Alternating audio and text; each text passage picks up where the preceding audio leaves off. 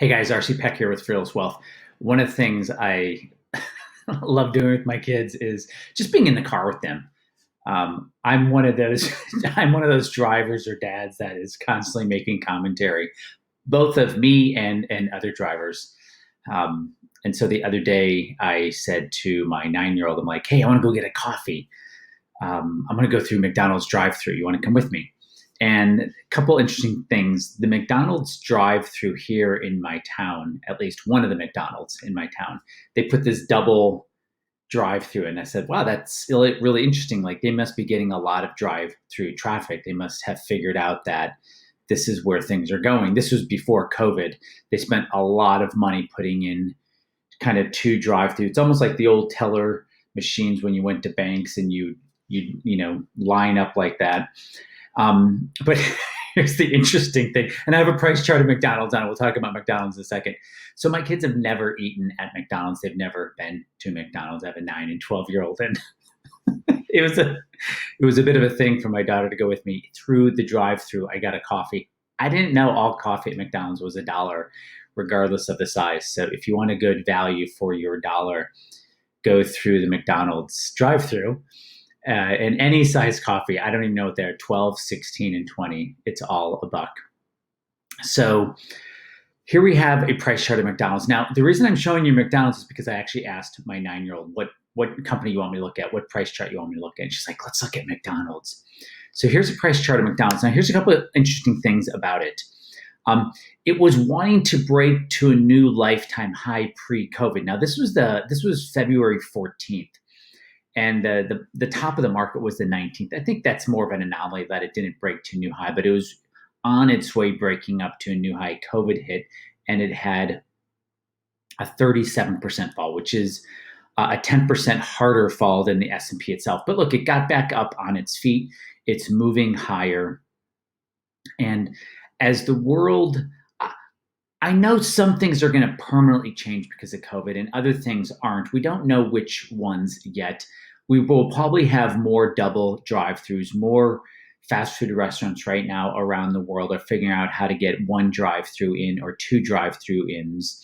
I know Chipotle is starting to build kitchens where you just order it and they deliver it to you. And as you heard me talk about Domino's Pizza in a previous video, depending on what order you're watching this, or in the next video, their key technology is figuring out how to make it easy for people to get their pizzas. So McDonald's is going to figure it out. And if we zoom way out on McDonald's, let's just go out 10 years, you can see that they're figuring things out.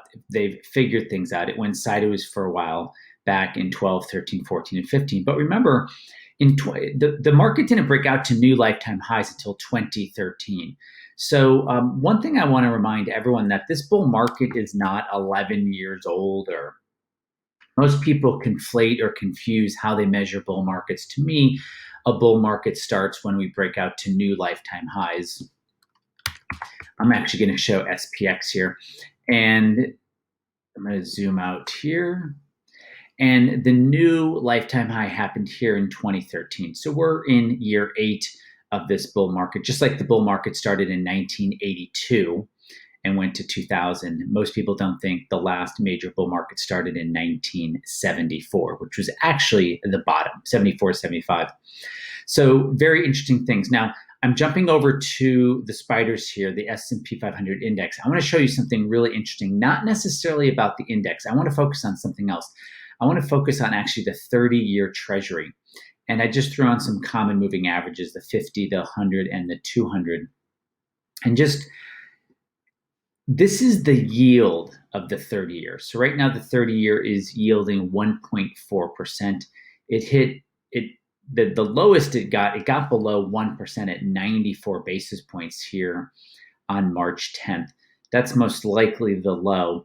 And now this yield is going to make its way back up to its long-term downtrend.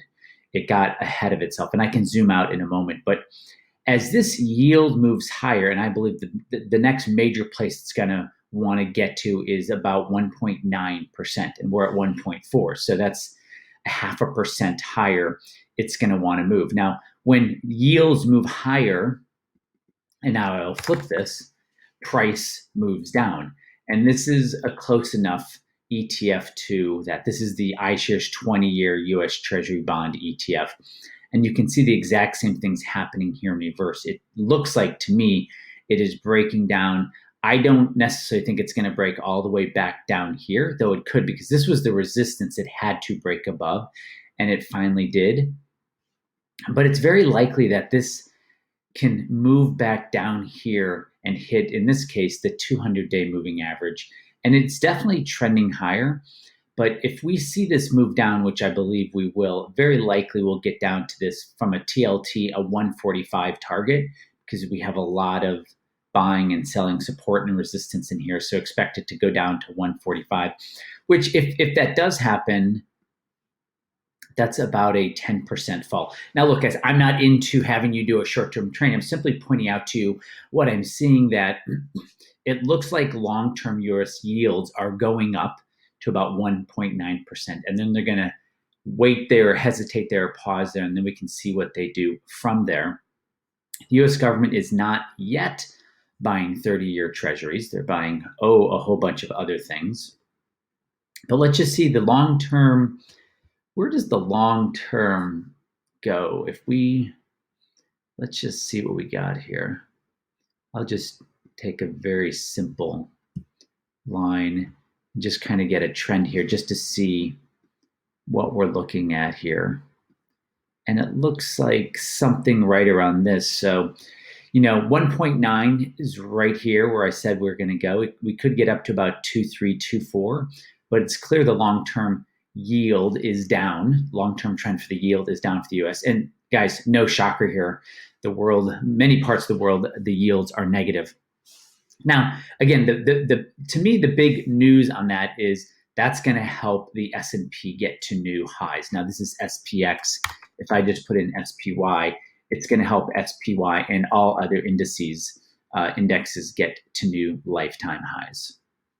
Okay, I want to jump and just show a few of the images, tweets I got when I go through the Twitter sphere.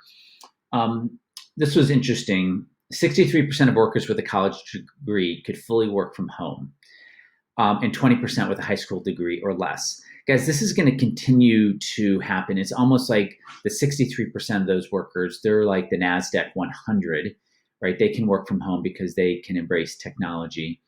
And the 20% of workers with high school degrees or less, they're kind of like value investors, old school, have not adopted new technologies, and they're going to continue to be left behind. That's a trend that's not changing. And I think what we're going to see here is value continuing to underperform and technology continuing to outperform.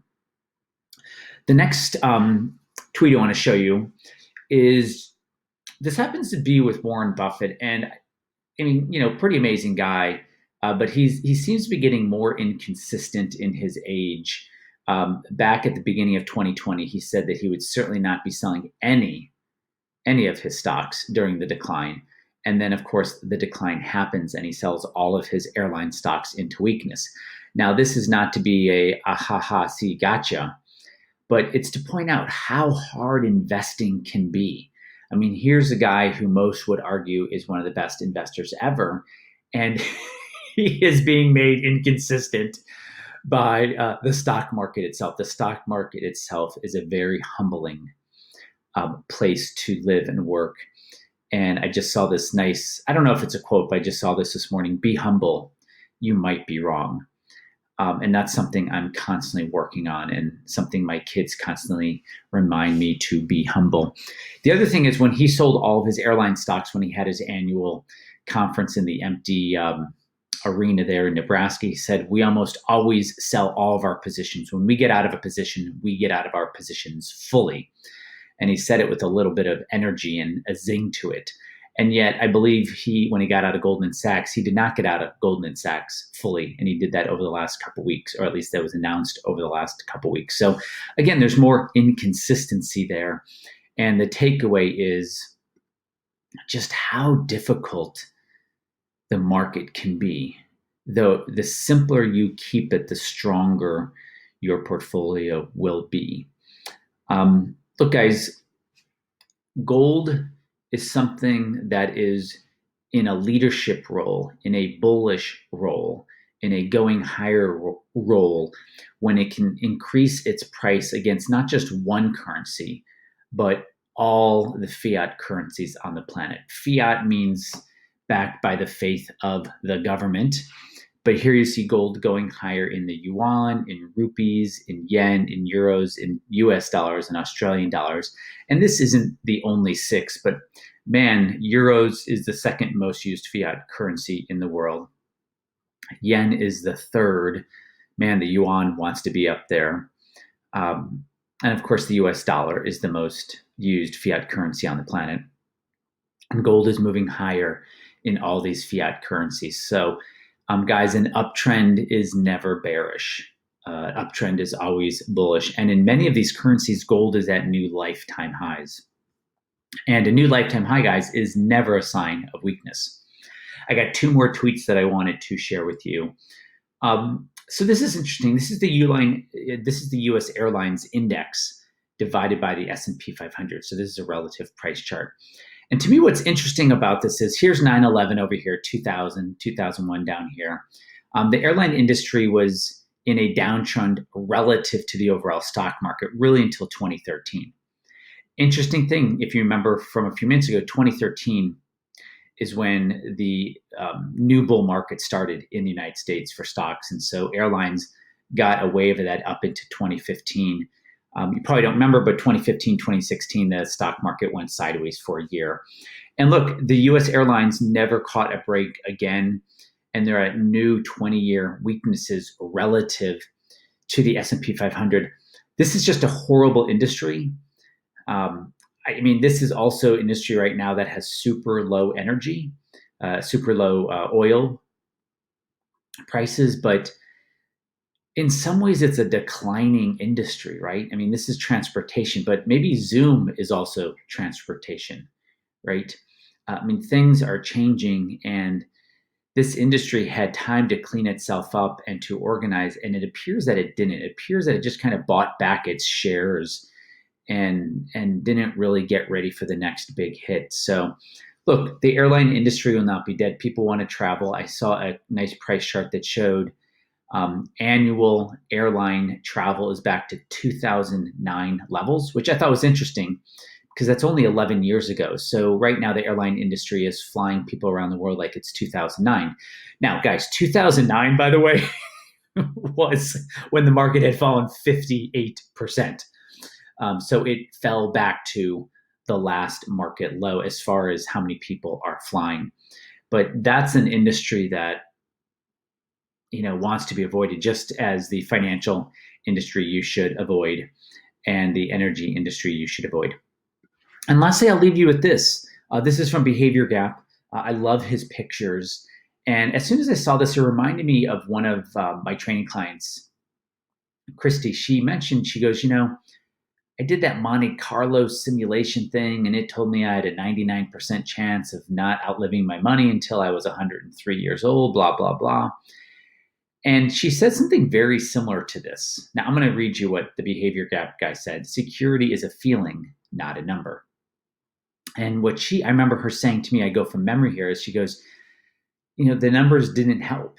And didn't they have other numbers that they ran that 2008 didn't pick up and 2000 didn't pick up? And I think a lot of times the reason why people are having anxiety and having stress and having bad nights sleep is because their big box advisor is giving them a number, right? So, but that's a number. That's not a feeling. They still don't know. They still have this feeling that I don't know if things are going to be okay. And I was talking to another one of my training clients yesterday. And one of the things I've started asking them is, so give me the big insight this week. It's an 8-week training. So I want to know, what's the insight? What's the new thing they're noticing in the training? And he said, this was yesterday, he said, a real feeling of peace. A real feeling of peace. And that's just amazing. That's the feeling. Now, his money is doing well, and it's in a powerfully simple way, but to have that true feeling that I'm going to be okay, that I know that I'm going to have enough. I think that's what people are looking for. And it's not on the other side of a stock pick. And it's probably not on the other side of a big box advisor software program, but it's really getting trained in understanding and knowing, look, I'm going to be okay because I know what I have to do with my money, and I'll know if I'm wrong. So thanks, guys, for being with me this week. Really just another step, whether I'm talking about McDonald's, not letting my kids go to McDonald's. Oh, by the way, my son, he's like, Dad, there's a certain point where now that we haven't gone, not going is the bigger thing, right? Like, and I'm like, I get it, because eventually they're going to eat at McDonald's. I don't know when, maybe when they're 20. But now it's kind of become a thing to not eat there. So whether I'm talking about McDonald's with you or looking at tweets, let me know what's on your mind. Like, let me know what you're thinking. Let me know what you're worried about. You can leave it in a comment. Please subscribe to the channel. You can also go to fearlesswealth.com and subscribe there. But guys, if you like this, I think you're going to love the portfolio x-ray that I do with people. It's super straightforward, and it really just shows them what might not be working and the parts of their portfolio that are really causing them the angst and the overwhelm and the worry. So guys, thanks so much for being in the world. Appreciate you guys, and I will see you on the next video. Okay.